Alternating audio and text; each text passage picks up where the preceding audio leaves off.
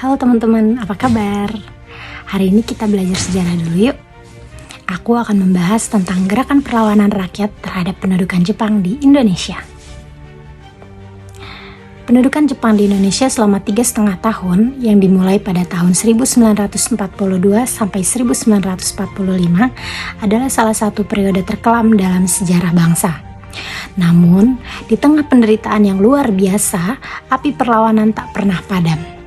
Perlawanan ini tidak hanya bersifat reaktif terhadap kekejaman Jepang, melainkan juga bagian dari perjuangan panjang Indonesia menuju kemerdekaan. Memahami perlawanan ini berarti memahami kompleksitas strategi rakyat Indonesia dalam menghadapi penjajah yang brutal dan licik. Sebelum kita membahas tentang perlawanan rakyat Indonesia pada masa penjajahan Jepang, kita pahami dulu yuk kondisi sosial, ekonomi, dan politik di masa penjajahan Jepang yang menjadi latar belakang terjadinya perlawanan oleh rakyat. Yang pertama, Jepang menerapkan sistem ekonomi perang yang sangat kejam. Seluruh sumber daya mulai dari hasil pertanian hingga pertambangan dikerahkan untuk kepentingan Perang Asia Timur Raya. Rakyat dipaksa menanam tanaman yang tidak bisa dimakan, misalnya jarak untuk minyak pelumas pesawat.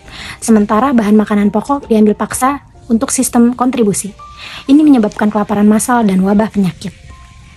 Yang kedua, Jepang berusaha keras mengalihkan pikiran rakyat melalui propaganda, yaitu propaganda Asia untuk Asia dan saudara tua. Mereka mendirikan berbagai organisasi untuk menyebarkan ideologi Hakko Ichiu atau 8 penjuru dunia di bawah satu atap, dan memaksakan adat istiadat Jepang seperti Seikere atau penghormatan ke arah Tokyo. Namun di balik propaganda ini, rakyat merasakan langsung penindasan. Yang ketiga, kerja paksa Romusa yang merupakan puncak dari kekejaman Jepang. Jutaan laki-laki Indonesia dan juga perempuan serta anak-anak dikerahkan untuk membangun sarana militer Jepang seperti jalan, jembatan, benteng, dan terowongan. Seringkali terjadi di luar negeri seperti Bima dan Thailand.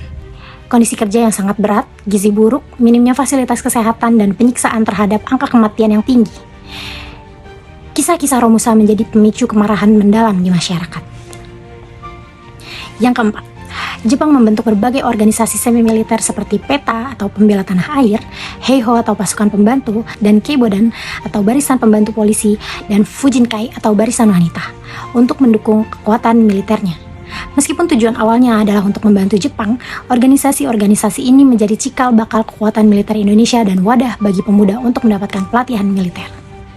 Berikutnya, mari kita masuk ke topik pembahasan kita di awal mengenai gerakan perlawanan rakyat terhadap Jepang. Perlawanan terhadap Jepang tidak tunggal, melainkan merupakan gabungan dari berbagai strategi yang disesuaikan dengan situasi dan resiko yang dihadapi.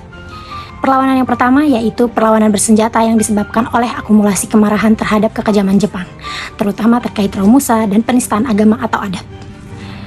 Pertama yang akan kita bahas yaitu pemberontakan Peta Blitar pada tanggal 21 Februari tahun 1945.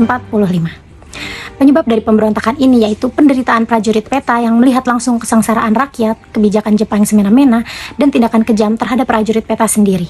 Misalnya jatah beras yang dipotong. Mayor Supriyadi menjadi motor penggerak karena empati dan kemarahannya yang mendalam. Tujuan dari pemberontakan ini yaitu menghentikan kekerasan atau kekejaman dari Jepang, terutama terkait Romusa, dan memicu revolusi yang lebih luas. Strategi pada pemberontakan ini yaitu merebut gudang senjata, memutuskan jalur komunikasi, dan melakukan serangan mendadak. Dampak dari pemberontakan ini, meskipun berhasil dipadamkan, pemberontakan ini menyadarkan Jepang akan bahaya laten di dalam tubuh Peta. Bagi bangsa Indonesia, ini adalah percikan revolusi yang membakar semangat. Supriyadi menjadi pahlawan yang legendaris meski nasibnya hingga kini masih misterius. Yang kedua, ada perlawanan di Chot Pleng, Aceh pada tahun 1942. Penyebab dari perlawanan ini, Jepang mencoba memaksakan Seikere dan mengambil alih masjid serta menerapkan kebijakan yang menindas. Tengku Abdul Jalil sebagai seorang ulama berpengaruh menolak tegas tindakan ini. Maka strategi yang mereka gunakan yaitu perlawanan berbasis agama dan kedaerahan dengan dukungan santri dan masyarakat sekitar. Dampak dari pemberontakan ini, meskipun gagal dan Tengku Abdul Jalil gugur, perlawanan ini adalah sinyal awal bahwa Jepang tidak akan diterima begitu saja di Aceh, wilayah yang memiliki tradisi perlawanan yang kuat. Kemudian ada pemberontakan Singaparna di Tasikmalaya pada tahun 1944. Penyebab dari pemberontakan ini yaitu penolakan keras Kiai Haji Zainal Mustafa terhadap Seikere yang dianggap syirik serta penindasan Jepang terhadap ulama dan rakyat. Strategi yang mereka gunakan yaitu melawan dengan semangat jihad, melibatkan santri dan rakyat yang loyal pada Kiai Haji Zainal Mustafa. Dampak dari perlawanan ini yaitu Kiai Haji Zainal Mustafa dan banyak pengikutnya ditangkap dan dihukum mati. Namun, perlawanan ini menunjukkan bahwa kekuatan spiritual dan keagamaan menjadi basis perlawanan yang tidak bisa diremehkan. Kemudian ada perlawanan di Indramayu pada tahun 1944. Penyebabnya yaitu program Romusa dan pengambilan paksa hasil panen yang menyebabkan kelaparan parah. Strategi yang dilakukan oleh petani dan rakyat jelata tidak tahan lagi dengan penderitaan. Dampaknya yaitu menunjukkan bahwa perlawanan tidak hanya muncul dari kalangan militer atau ulama, tetapi juga dari rakyat biasa yang sudah mencapai batas kesabarannya. Kemudian kita akan membahas mengenai gerakan bawah tanah atau perlawanan intelektual dan politis. Kelompok-kelompok ini bekerja secara rahasia, memanfaatkan kelonggaran yang ada dan menggalang kekuatan di balik layar. Mereka adalah para visioner yang melihat jauh ke depan, mempersiapkan kemerdekaan di tengah pendudukan. Yang pertama akan kita bahas yaitu kelompok Sultan Syahrir. Kelompok Sultan Syahrir ini memiliki fokus utama menghindari kerjasama langsung dengan Jepang. Syahrir percaya bahwa Jepang akan kalah perang dan Indonesia harus siap memproklamasikan kemerdekaan atas kekuatan sendiri, bukan hadiah dari Jepang. Kegiatan yang mereka lakukan yaitu membangun jaringan rahasia di kalangan intelektual dan pemuda, menganalisis perkembangan perang dunia, dan menyebarkan gagasan antifasisme serta kemerdekaan sejati. Kemudian ada kelompok Sukarni atau Angkatan Muda Indonesia atau yang disingkat dengan API. Kelompok ini memiliki fokus utama untuk mempersiapkan pemuda dalam merebut kemerdekaan melalui tindakan konkret. Mereka adalah kelompok yang sangat radikal dan berani. Kegiatan yang dilakukan yaitu menggalang kekuatan pemuda di Jakarta dan daerah lain, membentuk barisan pelopor dan barisan banteng, serta memainkan peran sentral dalam peristiwa Rengas Dengklok yang menculik Soekarno-Hatta untuk mendesak proklamasi. Kemudian ada kelompok pemuda Kaigun. Fokusnya memanfaatkan akses di lingkungan Angkatan Laut Jepang atau Kaigun untuk mendapatkan informasi strategis dan menyusun rencana. Kegiatan yang dilakukan yaitu mengorganisir pertemuan rahasia, menyebarkan informasi tentang kekalahan Jepang, dan menyiapkan tempat-tempat untuk proklamasi seperti rumah Laksamana Maeda. Yang terakhir ada kelompok pelajar atau mahasiswa. Fokusnya yaitu mahasiswa di berbagai perguruan tinggi di Jakarta, Bandung, dan Surabaya menjadi pusat perlawanan bawah tanah. Mereka seringkali menjadi penghubung antar kelompok dan menyebarkan informasi melalui selebaran rahasia. Kemudian ada perlawanan melalui organisasi bentukan Jepang atau yang disebut dengan taktik di dalam kandang. Strategi ini dilakukan oleh para pemimpin nasionalis yang memilih bekerja sama dengan Jepang, tetapi dengan tujuan tersembunyi untuk kepentingan perjuangan kemerdekaan. Ini adalah taktik yang cerdik namun berisiko tinggi. Yang pertama akan kita bahas yaitu Putra atau Pusat Tenaga Rakyat.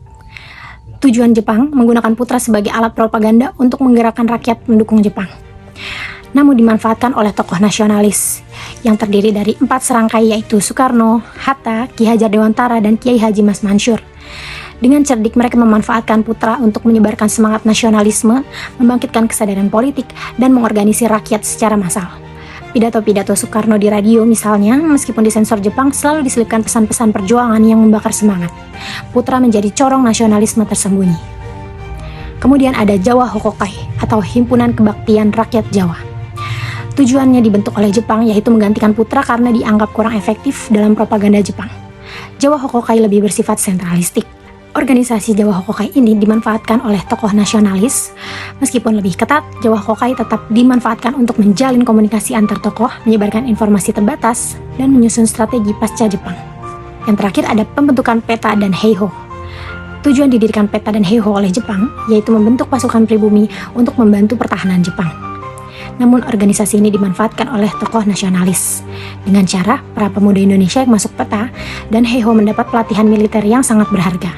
Mereka belajar taktik, disiplin, dan penggunaan senjata. Pelatihan ini menjadi modal penting bagi pembentukan TNI setelah proklamasi kemerdekaan. Pemberontakan PETA juga menunjukkan bahwa mereka tidak sepenuhnya loyal pada Jepang. Nah, kesimpulannya, gerakan perlawanan rakyat terhadap pendudukan Jepang adalah fondasi penting bagi proklamasi kemerdekaan. Berbagai lawanan, baik yang berhasil maupun yang gagal, menunjukkan bahwa rakyat Indonesia tidak pernah menerima penjajahan Jepang. Dari perlawanan bersenjata, lahir pahlawan-pahlawan militer. Dari gerakan bawah tanah, lahir konseptor dan aktivis revolusi. Dan dari kooperasi, lahir pemimpin-pemimpin politik yang matang. Propaganda Jepang yang buruk dan kekejaman yang nyata justru memicu kesadaran nasionalisme yang lebih kuat di kalangan rakyat. pengetahuan militer dari peta atau Heiho, jaringan politik dari gerakan bawah tanah, dan kesadaran massa dari organisasi bentukan Jepang, semuanya menjadi modal-modal sosial politis yang tak ternilai saat Indonesia memproklamasikan kemerdekaan dan mempertahankannya. Kisah perlawanan ini adalah cerminan dari semangat juang adaptabilitas bangsa Indonesia dalam menghadapi ancaman. Ini bukan hanya cerita tentang kekejaman, tetapi juga tentang keberanian, harapan, dan tekad untuk merdeka. Terima kasih, sampai berjumpa di video selanjutnya.